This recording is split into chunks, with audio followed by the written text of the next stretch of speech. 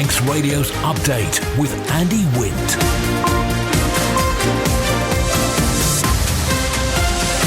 That's tomorrow. Good evening. It's 5:30. This is Update for Tuesday, 14th of May, 2024 from Manx Radio. 30 minutes looking at the latest news on the island. The background to the news, we've got sport and business and travel updates and the newsmakers in person this evening. The latest on the assisted dying bill. 5 times more visa applications than 6 years ago. Dog attacks on livestock are on the rise. Patrick commissioners have a new chair and vice chair. And can we reduce VAT for the hospitality sector? Man Benham for all your business and legal needs. First of all, at 29 minutes ahead of 6 o'clock, the update news headlines first to my Chanel Soku. Fastamai. The Chief Minister says it's a fallacy to think any assisted dying legislation would be completely set in stone. If the bill is enacted, Alfred Cannon wants there to be a referendum before it's implemented. Manx Utilities has spent almost £600,000 installing charging points for electric vehicles on the Isle of Man, generating revenue of just under £150,000 in the last 3 years. And a former clerk of the Legislative Council and deputy clerk of Tynwald has died at the age of 83. Thomas Arthur Borden has held the roles from 1977 until 2001. In international news, judges have ruled the sentence given to a man who stabbed 3 people to death in Nottingham wasn't unduly lenient. Valdo Kolokane killed Barnaby Webber, Grace O'Malley Kumar and Ian Coates last summer. He was handed an indefinite hospital order. At least 2 prison officers have been killed in an ambush on a prison van in France. The inmate was being taken to court from court to a jail and escaped after the attack in Normandy. And police have broken up crowds of protesters outside Georgia's parliament. It comes after a controversial law was passed that will force civil groups and media organizations to declare foreign funding. Those are your headlines. News at 6. Secure tomorrow today with Man Benham's private client team. Manx Radio Weather with Manx Glass and Glazing. Goromaya, thank you. Chanel from the Ronaldsway Met Office. There's no wind warning in operation for the North Irish Sea. State of sea is slight. And the weather this evening, well, better than it has been. Sunny spells, a light to moderate wind coming in from the east or southeast after dark. Mostly dry with clear spells in that light breeze and down to 10 Celsius. For tomorrow, Jacrane, dry with sunny spells, a light to moderate southeasterly, backing east or northeasterly, top temperature 17, overnight minimum is 11. For Thursday, Jadane, sunny spells, isolated showers, coastal mist too, a light variable breeze, and daylight maximum 18. Sunset this evening is 9:15, low tide 4 minutes before 11, sunrise 14 minutes past 5 a.m, and high water tomorrow morning at 18 minutes past 5. Manx Glass and Glazing are proud to be an approved contractor with Construction Isle of Man. Call the team on 674 573 or visit the showroom on the Snugborough Trading Estate. The number of people applying for visas on the Isle of Man is 5 times higher now than 6 years ago. The Treasury Minister, Dr. Allinson, revealed the figures in Keys today. In 2017-18, the Immigration Service received 856 visa applications and 8,600 passport applications. By 23-24, the number of visa applications had rocketed to 4,451, with the number of passport applications also increasing to 12,197.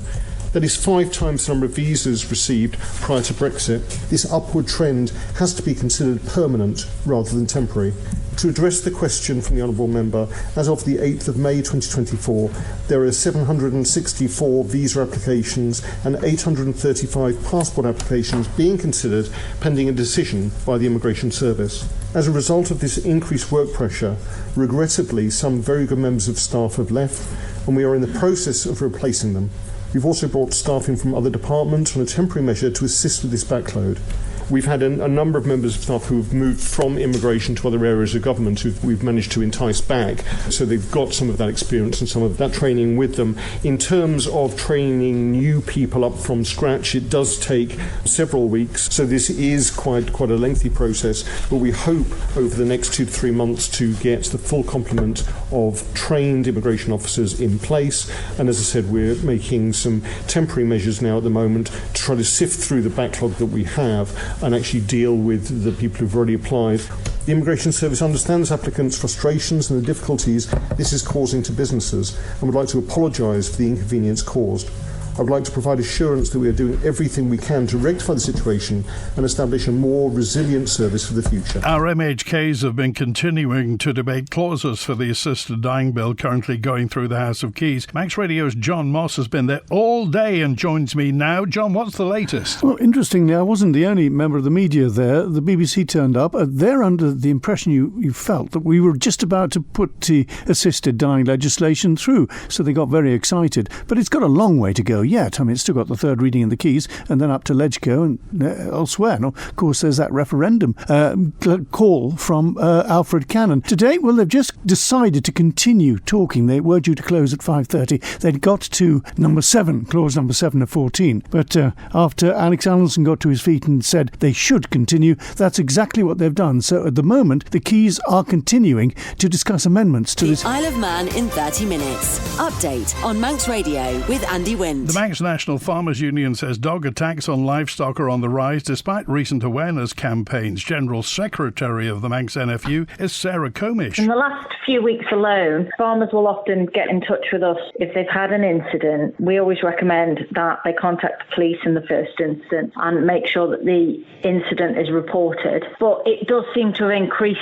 quite alarmingly, and certainly over the weekend we've had quite a few reports of various dog attacks on sheep. I would say that when it has happened, when the owner's been in the vicinity, it's very stressful for the owner. I think once they realise that they can't control their dog anymore and what's happening in front of their eyes, I think that's a different scenario. Sometimes if a dog's escaped or it's gone missing for some period of time, people don't tend to grasp what's really gone on or if that dog's been missing. As you can imagine, livestock get extraordinarily stressed. They can cause themselves injury. If the dog doesn't injure them directly, they can cause themselves injury. They tend to bunch together. They will try and escape, and they will try and find any route they can to escape. So they can injure themselves on fences and gates. They can die by crushing because they're all crushed together in a corner. The dogs can sometimes drive them into a corner so much that they suffocate. They can run them so hard that they become exhausted, and that can also cause problems. It's extraordinarily stressful and distressing. I mean, nobody really wants to witness something like that firsthand, such as we've had this weekend. But also there's the added pressure of the welfare of the animals ongoing and the impact on your farm business. A lot of this stuff goes unseen. There's a delay on the Gatwick flight coming in tonight, the EasyJet Gatwick flight. We'll give you full travel details later on. Update tonight. Patrick Commissioners chose a new chair and vice chair last night at its board meeting. Gordon Clegg says he's looking forward to the challenges ahead. Here's our local democracy reporter Emma Draper. Gordon Clegg was elected to the board in an uncontested by-election in January this year. He was nominated by the outgoing chair Roger Banks-Jones, who will serve as the vice chair. Mr Clegg said he wasn't expecting to be given the role so soon. I've recently been elected this January actually under Patrick Commissioners, and to be elected or proposed tonight to take over as chairman, it's a challenge I'm willing to accept, and I'll do my best for the parish and hope I can help people where I can and keep the commissioners going. I didn't expect to take the chair so soon. I was sort of intended doing a couple of years and just seeing how things run, but the opportunity arose and it's been given to me, and it's a challenge I'll receive and take on as good as I can. Following the nomination of the chair, board members were allocated roles on various joint committees. Mr Clegg will be the representative on the Municipal Association, whilst Mr Banks-Jones will stay on the Westlands Committee. Henry Bridson will represent the local authority on the Western Swimming Pool Board, and Roger Banks-Jones agreed to continue on the Western Neighbourhood Policing Committee. Also on the agenda was a review into the standing orders. One proposal was to prohibit the recording of the Commissioners' meetings, but this was rejected. A suggestion was made by Commissioner Leo Cousins that recording meetings and publishing them like a podcast could encourage people to care about what the authority does. A concern was raised by Mr Banks-Jones about covert recording and the potential manipulation of the audio. However, it was suggested by the clerk that a stipulation could be made to say that any recordings would belong to the Commissioners. The board agreed for this to be added to the current list. Residents in the parish of Patrick will receive receive a newsletter from the commissioners explaining what they do and who they are. It was brought up by Commissioner Henry Bryson that the local authority doesn't have a website because they're expensive. Roger Banks-Jones said using Facebook is working and a newsletter will supplement for people who don't use social media or the internet. This is the most listened to Isle of Man news source, and Manx Radio's Update is the Isle of Man's most downloaded news podcast. Fast to my good evening. It's 20 to 6 live from Douglas in the Isle of Man. Now, there's been much discussion in the hospitality sector recently of a possible drop in the island's rate of VAT, value added tax, to help businesses cope. But why is the Manx government reluctant to cut VAT? John is back with more. When the hospitality sector gathered in the Manx Museum, the Treasury Minister, Alex Allinson, responded to appeals to drop the VAT to help hospitality cope. This is what he told the sector. VAT brings in around about 28% of the total government budget. I know that UK Hospitality, the lobby group in the UK, have been arguing with their Treasury Minister about bringing it down to 12.5%. And obviously during COVID, we brought it down deliberately to make sure we could support the hospitality industry, small businesses. But it is a significant part of government income, more so in many ways than income tax. But we definitely are looking at VAT. One of the issues that I'm sure you'll be aware of is this year we're going through the recalculation with the UK called FIRSA. So we had the Household Income and Expenditure Survey now going out to businesses as well. So later on this year is critical in terms of knowing how much of that common VAT pot we get. We've seen in the past when the UK government have reassessed that and the impact it can have on government services. You'll note that Dr. Allinson started by referring to the non-inconsiderable sum in VAT the Isle of Man relies on. If that was cut for any reason, the government would have to look elsewhere for the cash to do its housekeeping. The island could be said, if not to live off the VAT of the land, then definitely to lean heavily upon it. Manx Radio Business Briefing. At 18 minutes before 6, telecoms giant Vodafone said it's halving its dividend next year and handing back €2 billion to shareholders after the sale of its Spanish unit, as it also posted slightly better than annual results. The FTSE 100 company was announced a payout of 9 cents per share for 2024, but said it would slash the 4.5 cent per share from next year with an ambition to grow it over time. And for a full daily market report, go to ramseycrookall.com. How well is France doing? Well, some of the world's biggest companies have announced a combined €15 billion investment in France as the country hosts its annual Choose France event. Microsoft said it's investing €4 billion on initiatives such as developing France's artificial intelligence sector and building a new data center in the city of Mulhouse by the Swiss border. Amazon said it's spending about €1.2 billion on its French operations and creating more than 3,000 permanent jobs there. Elsewhere, healthcare giants Pfizer and AstraZeneca pledged investments worth a total of nearly €930 million. Last year's summit brought €13 billion worth of foreign investment. And while France appears to be having its moment, the amount of foreign direct investment flowing into continental Europe fell 4% last year, according to a new report from the professional services group EY. Germany was hit particularly hard, suffering a 12% drop in projects amid concern over its economic slowdown and energy security. The Stock Market Report. Brought to you by Ramsey Crookall. UK and European stocks closed sour as global investors reacted to the latest US inflation data. The dollar was slightly lower. Oil edged lower after that US data suggested inflation remained sticky. And gold rebounded, helped by a pullback in the dollar and Treasury yields. The numbers from Ramsey Crookall at the close in London. The FTSE 100 up just over 0.1% at 8,428. The DAX in Frankfurt down 0.1% at the close, 18,723.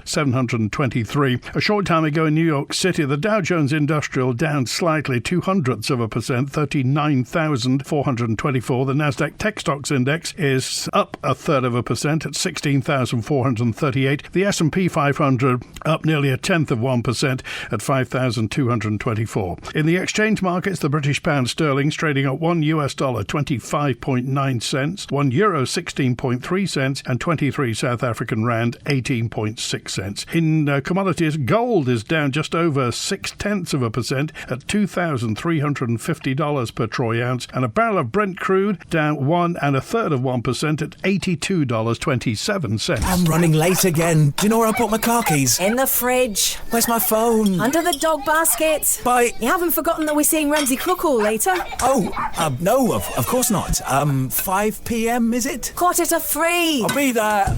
Life is busy. That's why Ramsay Crookall's team takes time to help you make a mindful investment decision, considering all the options, giving you full control of your financial future. Less stress, more assurance. Forgot to put my shoes on. See how we can make your money work for you. Call 717171 or visit ramsaycrookall.com. Licensed and regulated by the Isle of Man Financial Services Authority. 3 new people have been recruited to the Planning Committee. The Environment, Food and Agriculture Minister Claire Barber MHK has been telling House of Keys about some of the pressures faced by the team. In total, there are 454 applications under consideration by planning officers within my department.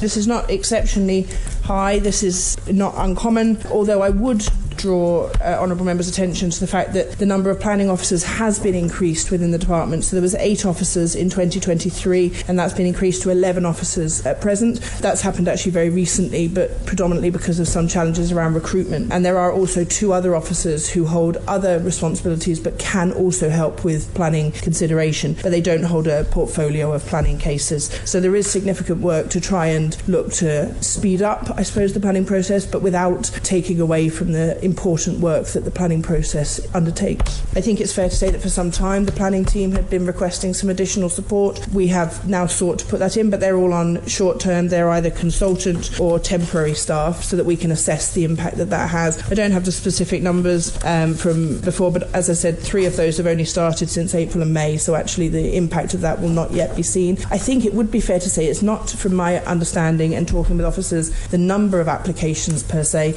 but it's the complexity in regards to these applications and some of the additional considerations around biodiversity, ecosystems, and some things that perhaps we weren't looking at when we look back a number of years in the detail that we might expect now. And we want to make sure that we can continue to do all those things. I think we all want to be there within our planning process, but to do that in a time frame that doesn't hold anyone up. Manx Radio Sport. Pastor Mai, Amy Griffiths. Pastor Mai, the Island Games is returning to the Manx venue it started life at in 1985. There'll be 14 sports, but before they're staged, nearly £2 million will be needed to revamp the NSC and to the other Manx venues. John Moss has been finding out more from the Education, Sport and Culture Minister Daphne Kane. We have an agreement from Treasury and the Council of Ministers to invest £1.9 million in the sporting facilities over mainly the east of the island, which will give us a fantastic legacy. And amongst that £1.9 million, of course, while that's an investment, it is expected with around 4,000 people likely to travel to the Isle of Man for the Games, that the actual return, if you like, to the island is going to be in excess of £3.5 million. The choice of sports, interestingly, sailing is no longer included. The Isle of Man had a reputation for sailing. Indoor bowls has been dropped out as well. Shooting, now that's one where the island's very strong. Indeed, and I'm so sorry for all those clubs who may well be disappointed because they haven't been selected, but the bid committee spent a lot of time working with the organising clubs and the Games committee itself. I mean, all the clubs wanted to do it, presumably. They didn't say, no, we'd rather not. No, I think there was 1 or 2 who didn't put a bid in particularly, but sailing and shooting, as you say, the Isle of Man obviously has a history with those events, but the criteria that I suppose won through for the other sports was encouraging a larger female representation within the sport. Manx Radio Travel, driven by Quayside Tyres and Service Centre. Inbound at Ronaldsway next, the 7:30 EasyJet from Gatwick was about 40 minutes late, touching down about 8 they say. The 5 to 8 Loganair from Liverpool, returning patient transfer is on time, and then the 10 to 9 Loganair from London City showing on time. Outbound, the 6 o'clock Loganair to Liverpool on time, and the only other one tonight would have been the 8 o'clock EasyJet to Gatwick, showing to depart at 20 to 9 tonight. On the roads, Hillside Avenue is closed through to Circular Road in Douglas for adjacent office window replacement. Part of Switzerland Road's closed for building work. And on Douglas, still got those 24-hour lights, 4-way lights on Woodburn Road at the junction with Windsor Road for emergency gas repairs. In Laxey, temporary lights on New Road by the Lurgy-Graw junction for building alteration. Temporary lights on New Road in Laxey too for building work. And some gasworks in Peel on Marine Parade. You've got temporary lights there.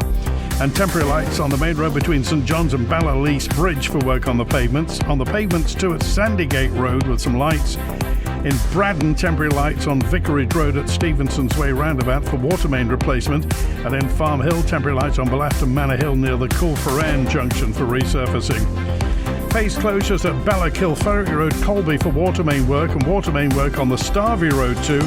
And Candrockard Road in Andreas, and also in Andreas, 24-hour lights on the Andreas and Bride Road. The matrix signs are showing the Mountain Road is absolutely fine tonight.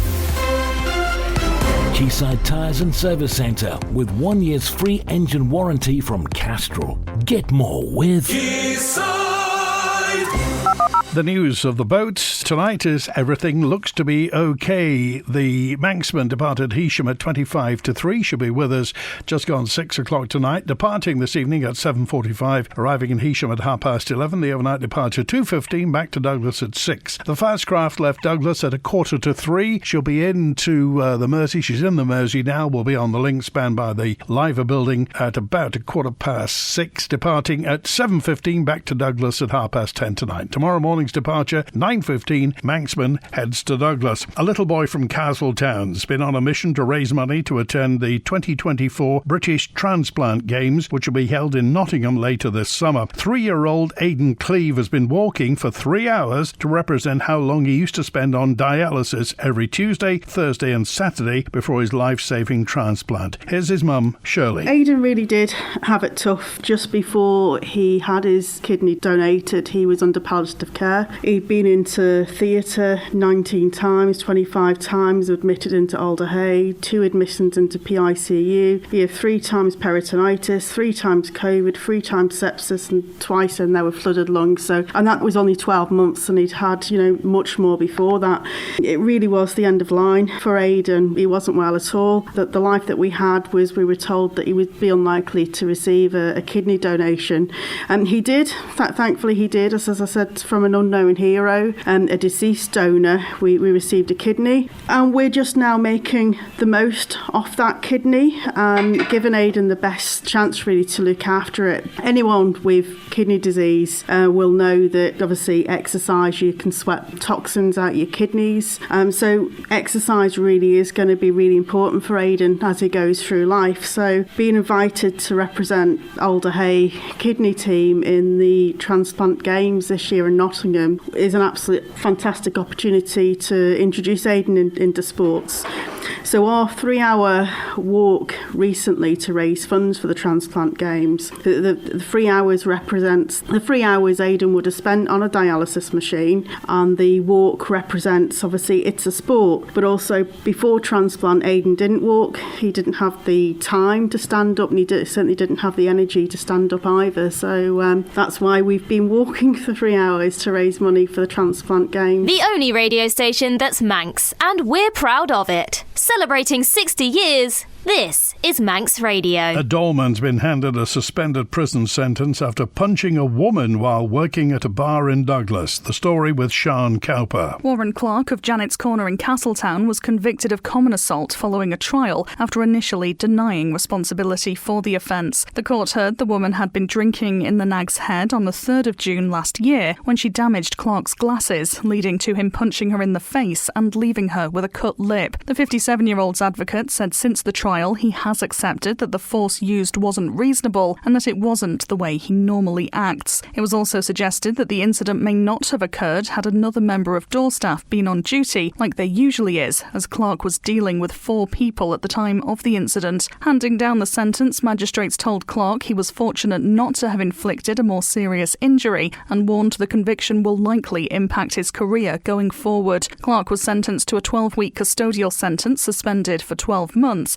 and ordered to pay £1,000 in prosecution costs. 3 island residents are set to take on the 3 Peaks Challenge, seeing them attempt to climb the 3 tallest mountains in Scotland, England and Wales in 24 hours. We'll hear from I'll Stand Up to Suicide's chair Paula Dunlop in a moment, but Simon, Sean and first Abby, who are doing the challenge and who've been affected by suicide. I actually lost my dad to suicide just under 2 years ago now, and he was quite an avid mountain climber, so I knew I wanted to do something in his memory. It's just developed from there into this challenge, and it's now a bigger team and a bigger crew and a bigger meaning really as well. Well, I lost my son nearly a year ago. It'll be the day we go, the 28th. The day after the 29th was when he took his life. I wanted to do something towards that, and when I found out what Abby was doing, I jumped on. I lost my daughter in January 2020. You think you're on your own, and it's only by talking about suicide